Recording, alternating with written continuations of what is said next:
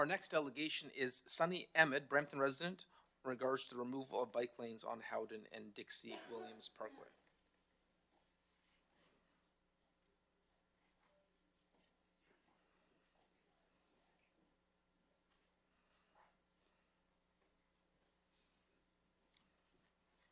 Good morning, everyone. Happy New Year, everyone in front of me, everyone behind us. We are here going back in August of summer in August of 2024, when the bike lanes were being introduced along Howden Boulevard. We have issues with the cement curbs that are placed there, causing a lot of traffic havoc, especially by Dixie and Howden going south on Dixie and going east on Williams Parkway. The cement curbs, we are asking the city, we signed in 2 petitions since 2024, and we are not getting any, in my opinion, any positive response. I have to say thank you to Councillor Rod Power. He's been with us there from day one, trying his best to have following our petition, to have at least the cement curbs removed. So far, that's not happening. The issue that's causing traffic havoc, especially during rush hour, either way along Howden Boulevard in the morning, of course, going east, and then south on Dixie Road, traffic is backed up from Dixie all the way to Williams Parkway. For those of us who know the city, that's a lot of traffic jammed up there. In the afternoon rush hour, likewise, the traffic is backed up from Williams Parkway to Dixie Road. Granted, there is a traffic light there by Vauden Street, causing a lot of congestion in that area there by the corner store. The concern we have, of course, is regarding emergency vehicle. During that time of the day, rush hour in the morning or afternoon, it's impossible for any emergency vehicle to get through. We are being told to follow the rules of the road, to pull over to the right when an emergency vehicle comes in or we hear a siren. Of course, with the cement curbs, we are not able to do so. So several times, it's an accident waiting to happen. Several times you hear the horn from the emergency vehicles blaring because they're stuck. They're stuck on the road. And so there are some major issues with that. We also see there was a survey that was done last year for the area in Ward 7 there, along this area of Howden and Vauden and Dixie Road, Williams Parkway.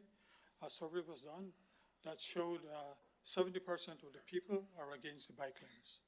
It also showed that 9% of Bramptonians ride bicycle. And I would say occasional riding bicycle. In the winter months, of course, nobody rides bicycle. And yet we're spending money clearing the bike lanes in the middle of winter where nobody rides bicycle. And in a lot of cases also, the bike lanes, of course, are cleared, but the sidewalks are not clear. So for me, for our group, we have a few of us here that signed the petition. We are requesting the city to remove those cement curbs. The bike lanes can go back to where they were before COVID times. That is okay. People still ride a bicycle, but we need to remove the cement curbs as soon as possible. Janice is my next door neighbor. She may have a few things to say. Now, basically what he's saying, I advocate for people riding bikes. I'm not against that. But this particular stretch is an issue. There is backup. Even last night, I can count 40 cars between Williams Parkway and Dixie.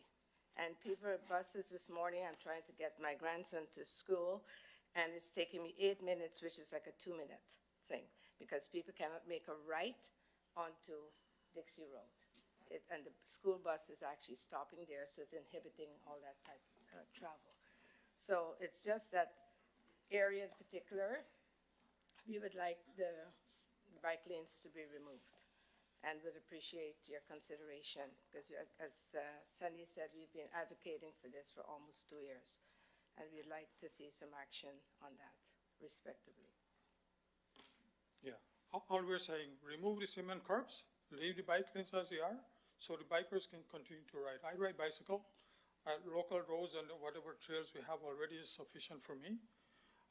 Whoever needs to, and bikers, they're right on the sidewalk also, so all of the bike lanes are there. So I think we've removed the cement curbs, put the bike lanes the way they were at COVID times, and we're good. Thank you. I have on the board Councilor Santos. Thanks so much, through you, Mr. Mayor. Thank you so much for coming in to delegate today. Appreciate the concerns. Just a question for clarification. You shared that the concrete barriers should be removed, but then you shared that you want the bike lanes removed. So if I could get clarification on what you are suggesting. Suggesting to remove the cement curbs. Okay. I think for starters, there are two curbs going at the corner of Howden and Dixie, going south and Dixie, really jammed up in the morning. There are three curbs on the east side of people making a right turn on Williams Parkway off Howden. They need to remove ASAP, and that will allow traffic flow. It will allow all these hardworking people to get where they need to go in the morning and in the afternoon. Every one of us is, everybody's busy. Everybody's in a hurry. Drivers are not coaches anymore. So thank you, and through you, Mr. Mayor. So you support bike lanes, Yes. but not those concrete Not the barriers concrete cement. within that stretch 100%. between Williams Parkway and Dixie. Yes. Are you aware of the Brampton mobility plan that was unanimously supported by council? I'm aware of a plan in terms of connecting trails in Brampton, east and west. I'm aware of that, yes, but I don't see, if we remove the curbs, bike lanes remain, people are still happy. Bikers are happy, we are happy. So, and thank you for that. A couple of things. So I think there's this misperception that people think that people who choose to commute or use their bikes are not hardworking people. They are also hardworking people and property taxpayers as well. Would you agree? I think what I was saying is, the bikers don't pay taxes. They- No, sorry. Yeah, so I'm gonna have I should to- clarify. The bikers who have cars, they pay taxes, but they don't pay the taxes for using the bike lane. We pay taxes for using the road with our cars. So I'm just going to very quickly correct you on that. So there are people who own bikes across the city and use their bikes to commute in the city, which includes myself. I'm a property taxpayer, and I contribute to all of the infrastructure through property taxes that I pay. That includes the car that I also own and my choice to use the road infrastructure, or it includes a choice by me if I do want to ride my bike, and have property taxes also pay for that infrastructure as well.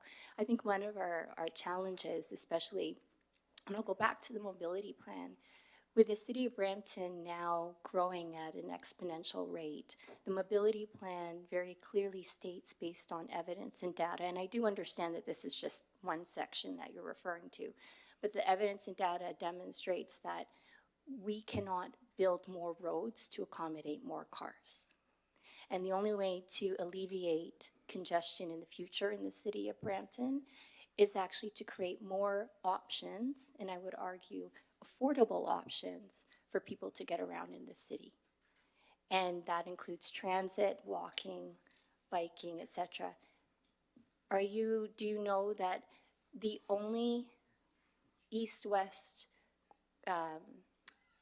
cycling infrastructure to connect the various trails going north and south, so the Dawn Dome Trail, the Fletcher's Creek Trail, the Etobicoke Creek Trail, all of those north-south sort of beautiful trails that we have. Right now, the only east-west connection is Vaudin and Howden. We're not disputing that. However, it's the congestion that is being caused on the particular times of the day, especially. I cannot even make a left turn into Leander because people are blocking. And it's inhibiting travel. And I options because there was a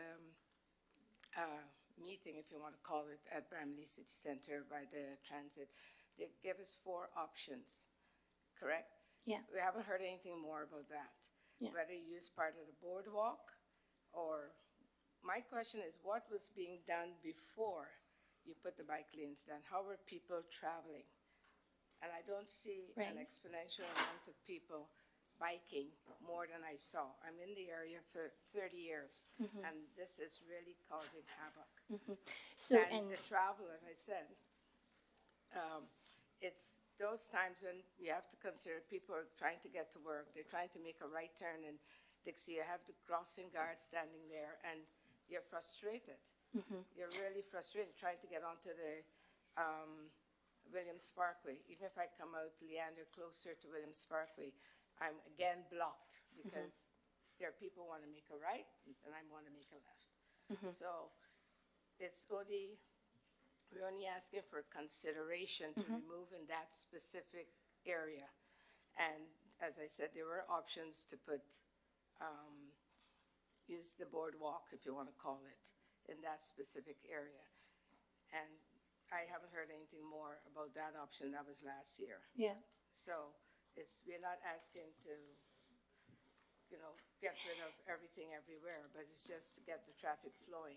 Thank Everybody you. is in a hurry. Everybody's trying to get to Yeah. work. Everybody's trying to pick up their kids after school, whatever. Thank you. And through you, Mr. Mayor, totally get that. I drive a car, I ride my bike, I walk, I run, all throughout the city. I take transit as well. Yeah, me And too. all the different options are there. Yeah. And I know we're going to get into it a little bit more later on. But I would say that, and just a question to you, are you open to taking a balanced approach? Of course. Yeah. And that's what we are have been trying to do for the last, since spring. Balanced approach is fine. For me, it's the simplest fix without spending additional funds. The city of, we're trying to save money. Remove the cement curbs and let the bike lanes be as it was on the painted floor. The cars will have access. Nobody's riding bicycle on the road. Cars will have access to it. To make a turn. Right. they have to. So just to correct you on that one, to say that has not been people using the infrastructure or the bike lanes, or that there has not been an increase, is factually incorrect. So based on numerous reports and data and evidence, we have seen an increase of people using the infrastructure because it now exists versus when it didn't exist, But, right? but it will still exist. Remove the cement curb Okay. and the bike lane still exists. Okay. So, So just a very quick question through you, Mr. Chair, to staff, just so that the residents know, okay, and I get it, I get the frustration, I get that Brampton was originally designed to be a car driving, suburban city. I get it. Yeah. And it's very difficult to start to introduce other options for commuting around the city.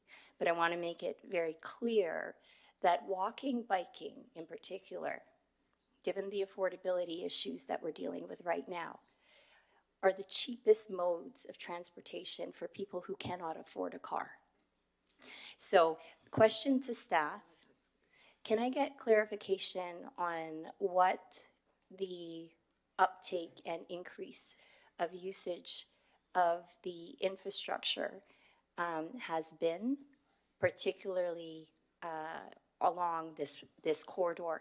And that's to include, if you could comment on the number of the usage increase, but also e-scooter usage as well as wheelchair. I've seen seniors using the bike lanes for their wheelchairs to get around, particularly in the area I represent.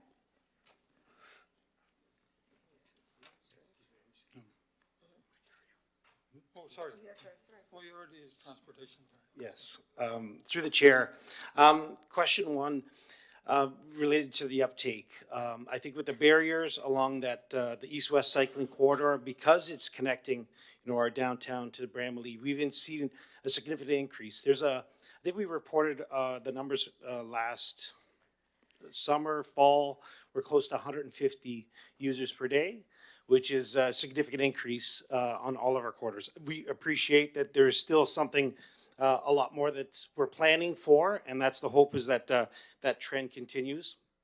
With respect to the e-scooters, one important note that all of the operators shared with us is that there's a high percentage of trips that are occurring along these corridors. So along the corridors, along in that Bramalea area where we've implemented the cycling infrastructure, the majority of the trips on e-scooter, on that shared e-scooter pilot program, are happening along those corridors. Thank you. And then a final question, just for clarification for staff. There's a lot of discussion about the cost of active transportation infrastructure. If I may ask, relative to our investments in road infrastructure for vehicles, what is the percentage of investment for active transportation versus actual roads? Or what is the budget for roads versus the budget for active transportation, if that's better? Just so folks can get some clarification in terms of where the money is going and has been going.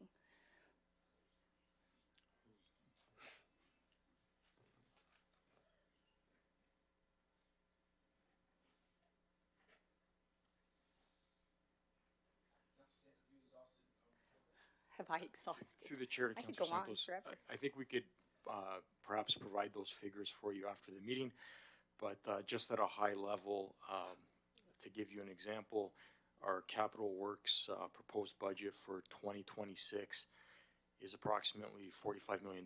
Now that will include replacement of sidewalk in certain situations, and our budget for active transportation is for new implementations approximately $1 million.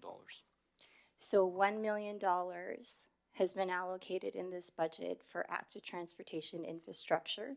These are folks who ride their bikes and choose to do so, also property taxpayers and hardworking people.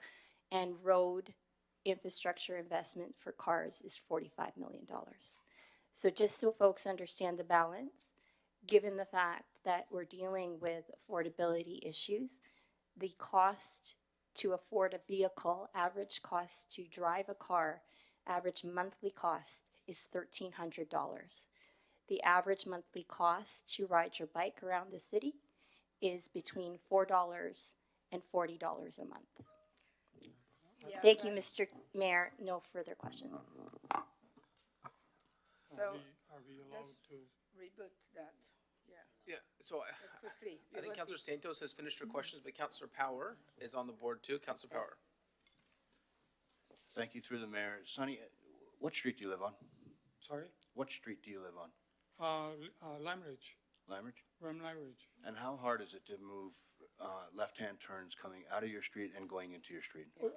Both ways, east or west, East right or or left, at least 5 minutes. Right. And today's drivers are not courteous anymore because everybody's in a hurry. So it takes a long time, How long have you lived there? 40 years. 40 years. 40 years. I could come into my street within less than half a minute. I could make a turn either way. How many people live on that street have been there for almost the same Long amount of time. Like Johnny's here. He's been there 30 years. You know, Janice is and Leander. She's been there just 30 as long. years. Most of us that signed the petition has been there for a long time. Thank you. Long time commuters. Thank you. Through the staff, do we have specific numbers of e-scooters and bikes that are riding along Howden specifically? Not the corridor, not Dixie, Howden specifically. Thank you, Sonny. Thank you, Janice. Thank you, Mr. Councillor. As Nelson mentioned, that number, an average of 150 cyclists per day, is exactly on Howden. We installed, as of last year, a counter on Howden between Vauden and Dixie, which seems to be the the section that everybody thinks it's problematic, and that counter records, videotapes 24/7, and the numbers come from that. And are you able to differentiate between a scooter and a bike? Yes. Okay, what's the scooters? No, the camera doesn't. The camera counts everything that goes on the bike lane. The operators share their data with us in terms of the scooters. Perfect, thank you. No more questions, Mr. Mayor. Can I Okay. make one final statement? There's no more questions, but if you want to provide, Just want to make a statement. yeah, there's no more, this is the question period. We have the next. Mr. Mayor, next- yeah, I'm on the board. Councilor Fatini, the next question is for Councilor Fatini. Yeah, thank you, Mr. Mayor. Sorry, been a little bit sick. I just want to say, like, so we have these bike lanes. We're talking about maybe moving them on the close to the curb, and we have this option. You know, I agree with these residents. I live not too far from there. To make left turns, and we've been there. It's just a nightmare. So I'd like to see how we can maybe at least do the option 5 to start at the intersection. I know it's a big budget to put everything on the curb. It's like So- about 5-6 so- million. So, Councilor Fatini, this is not the discussion on bike lanes, this is a delegation. Do you have a question of the delegation? No, I just agree with the residents at this time, and then I'll wait for the budget delegation. Thank you. Thank you. Okay, we have a motion from Sunny Ahmed, Brampton resident, for removal of bike lanes at Howden and Dixie Williams Parkway, moved by Councilor Powers, seconded by Councilor Tour. All those in favor? Motion carries. This takes us to our next delegation from Dale Lang, Bike Brampton, regards to Brampton's vision in relation to bike lane infrastructure.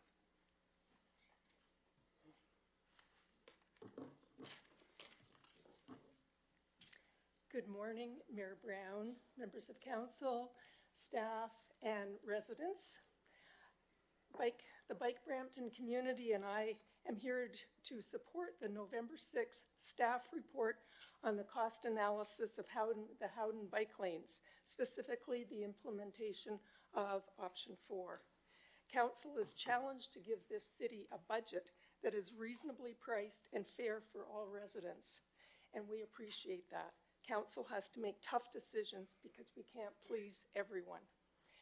All of you already know that tough decisions are uncomfortable. That's the nature of politics.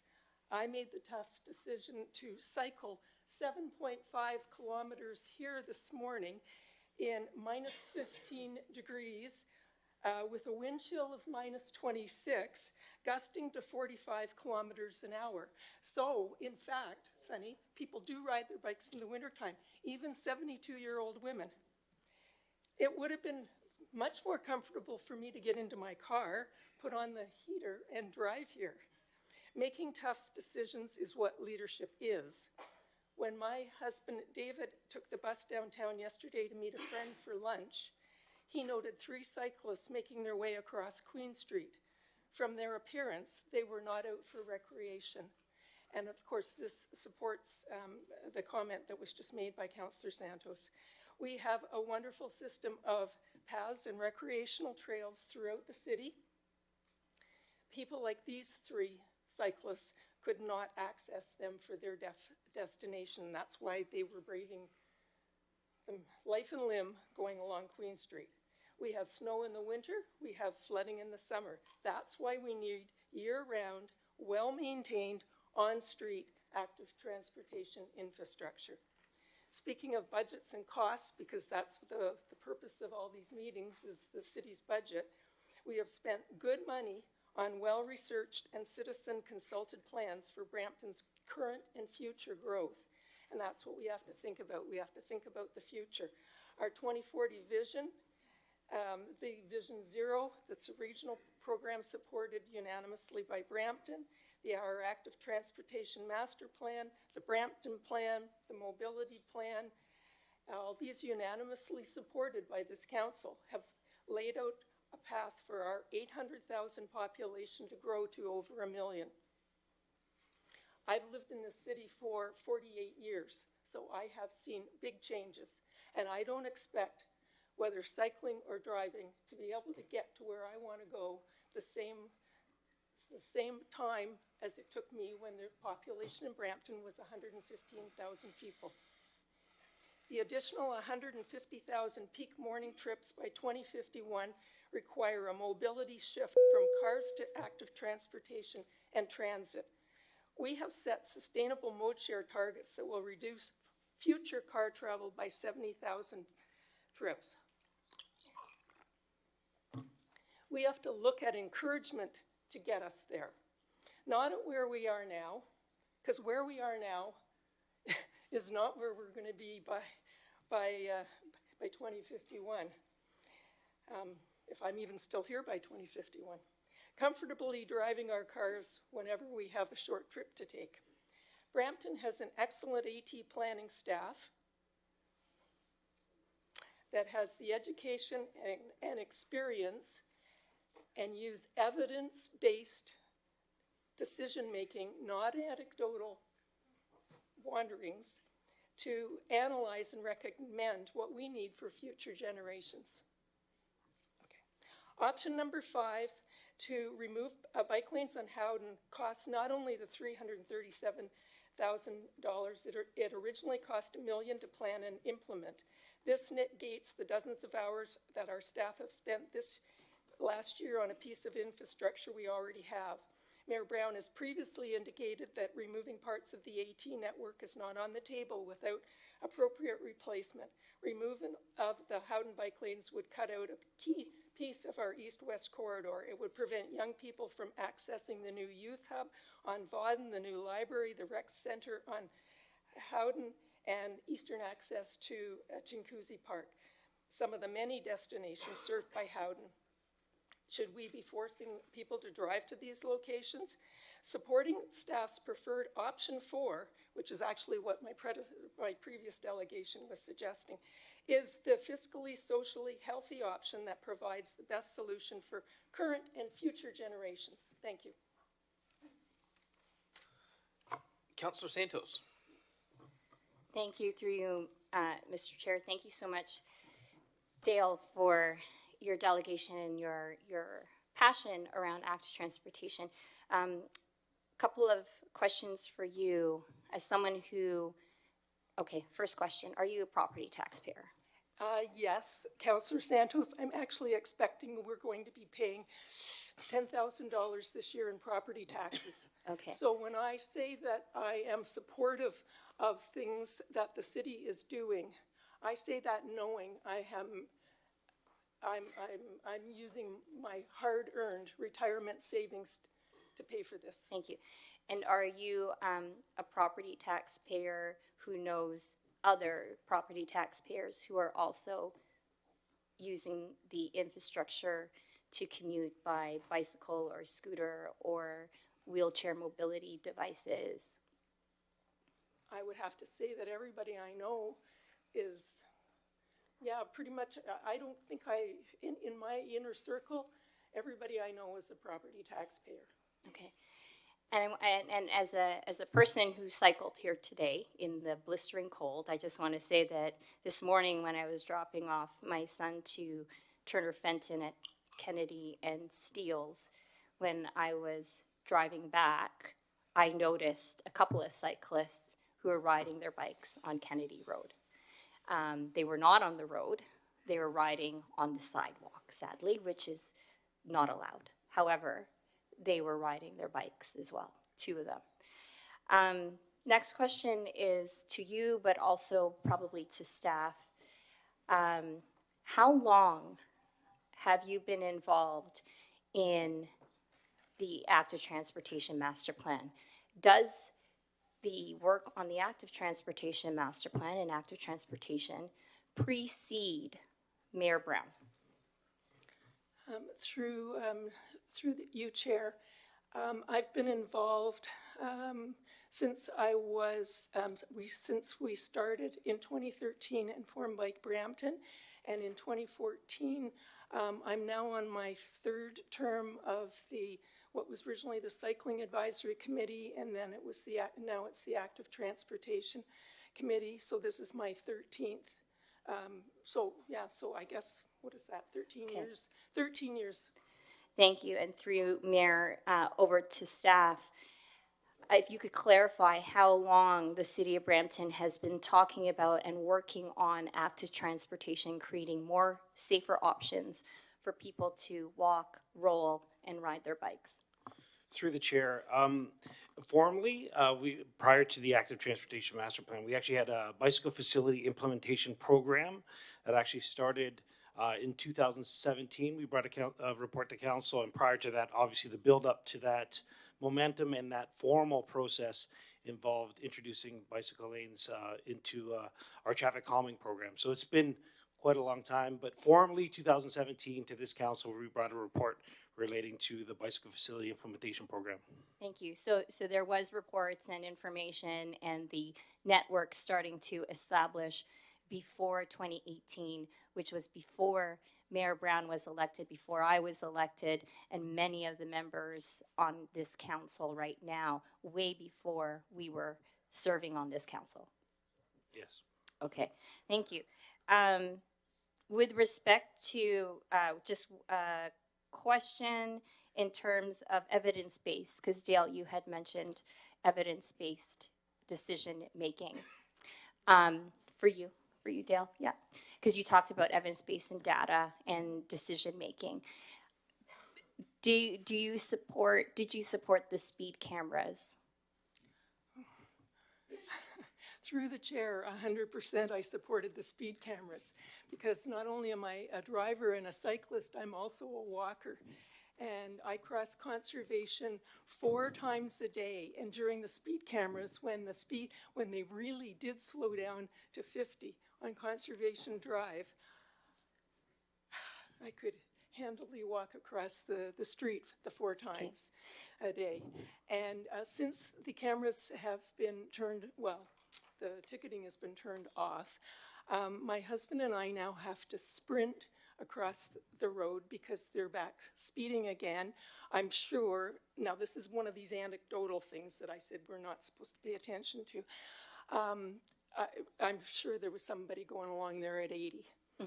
And right now, of course, having just had the snowstorm, we've got snowbanks. So not only are we having to go down from a snowbank, scramble across the road before we get hit, we're having to scramble back up another snowbank on the other side. Okay. So, yes. Thank you. And through you, Mayor Brown, just a quick question to staff. Were there any speed cameras along this particular corridor to deal with speeding cars? And if, and also what in this corridor, what speeding issues were before cameras were installed and even before road diets or the implementation of the bike lanes? Was it one of the bigger concerns along this corridor, speeding? Through the chair to Councillor Santos, there were 2 cameras on Howden, one south of LaFrance Road and one at east of Leander Street. And yes, they did achieve significant speed limit compliance at those times. We don't have the full data yet on the impact of the removal of the cameras for the specific locations. That's something we'll still be putting together. But there were speed compliance increases of approximately 80% and reductions of average speeds for around 13 kilometers per hour.